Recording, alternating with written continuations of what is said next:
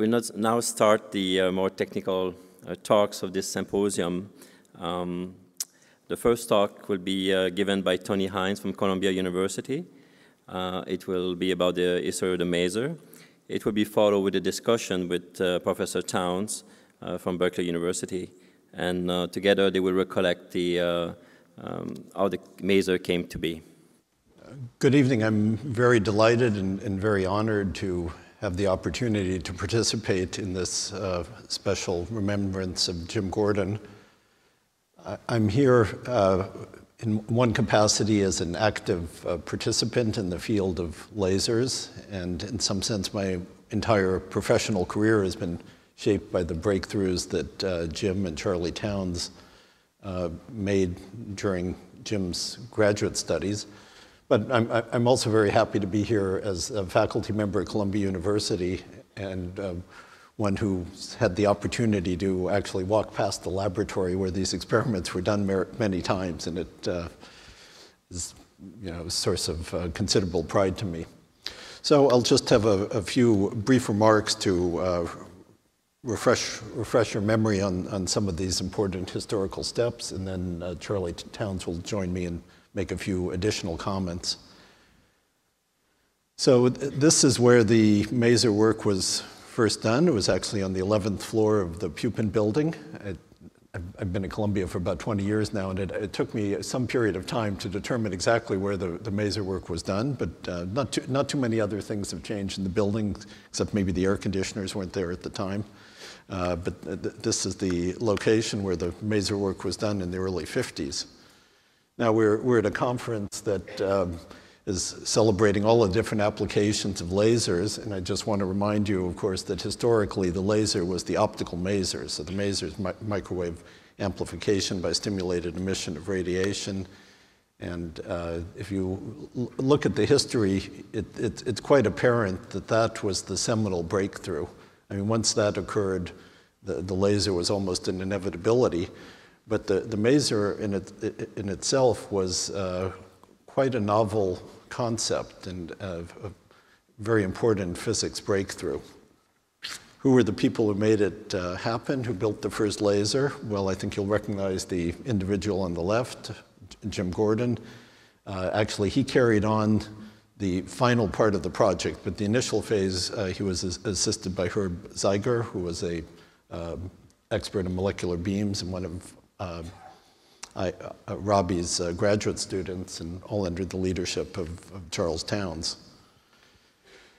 This is also a nice photograph because it's from the first major conference that initiated the field of quantum electronics and really brought a focus on this area of research. Here's a picture of a very elegant looking Jim Gordon working on the experimental apparatus with Charlie Towns. You see all the diffusion pumps and the inner workings side view of the first maser. Just to refresh your memory on what was involved, the maser in some sense was very closely related to the strong interest in molecular beam techniques. So I think all of you are familiar with lasers, but the maser, of course, operates in a different spectral region, in the microwave region. Consequently, it's a different type of feedback mechanism and cavity. But actually, the other part that's very different is the way in which population inversion is achieved. So the original maser was based on the Monod inversion mode that you can see in the bottom there. But the way population inversion was created was not by optical pumping or some other type of excitation, but it was actually this very delicate process by which focusing a molecular beam would selectively place inside the cavity molecules in the excited inversion mode. So this was coupled with the high Q cavity, and the first maser, for your reference, operated at a frequency of about 24 gigahertz. The published work that heralded the demonstration of the maser is shown here. You'll notice Jim was the first author on this letter to the editor of Physical Review. It says an experimental device which can be used as a very high-resolution microwave spectrometer, microwave amplifier, or very stable oscillator has been built and operated. I wish I'd have a chance to write a paper with a beginning sentence like that. I guess you don't even need to put any references on it. This immediately had an impact on spectroscopy. So this was actually done in the regime below the lasing threshold, but the construction of this molecular beam allowed new features to be identified, hyperfine features in the inversion spectrum of ammonium, that's the ammonium molecule that's shown here. But I always enjoy reading these old papers, so that was the first sentence, and then it went on to describe the apparatus. And a little further down, because actually the first paper concentrated largely on the spectroscopy, it said that the power emitted from the beam is enough to maintain the field strength in the cavity at a sufficiently high level to induce transitions in the following beam, then self-sustained oscillations will result. Such oscillations have been produced. So that, I guess, defines the initial demonstration of the maser. Jim was very productive in graduate school. In addition to this paper, there was a remarkably comprehensive treatment of the oscillation regime and the frequency stability, which I think, as many of you know, is a subject of great controversy and fundamental discord among the physics community. But actually, the first large paper here already shows the theoretical depth that Jim had. And in fact, there's another more spectroscopy-oriented paper that appeared in which Jim was the sole author in graduate school.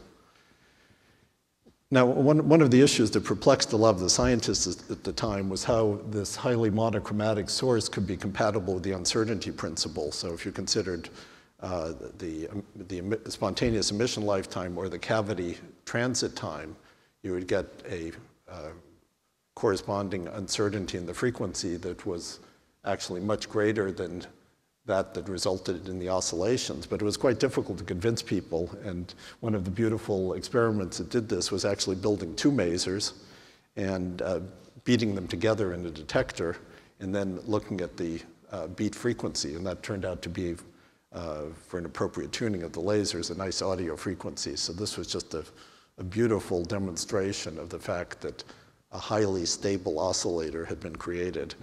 And you see here Charlie Towns and the other students listening to the beat of two oscillators. And Jim seems to have had a more studious approach here. So I guess that's the love of music showing here. This is not the sound of a trumpet, but the beat of two masers providing this remarkable stability in laser emission.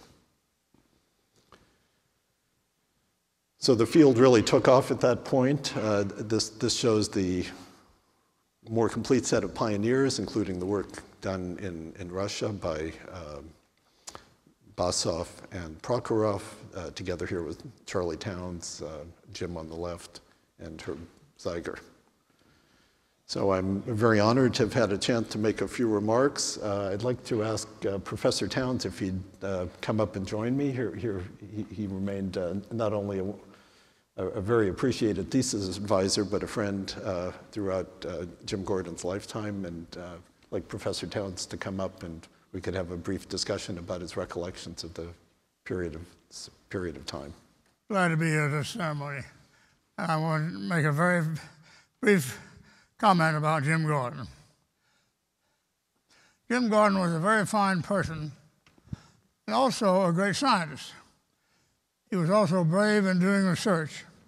When he worked for me as a graduate student, trying to build the first maser, the chairman of the physics department and the previous chairman both told him it would not work and he should stop because the project was wasting the department's money and his time. Both of them had Nobel Prizes, so they presumably weren't stupid physicists. But Jim proceeded with his work anyhow, in spite of what they told him. And about 4 months after they told him that it wouldn't work, it actually did. So from the maser also came the laser. Jim didn't get the Nobel Prize with me, presumably because he was a student when the maser first worked. But I think he deserved it. He went on to other important work, and we should all celebrate him and his contribution. So let's celebrate Jim Gordon. Hooray for Jim Gordon.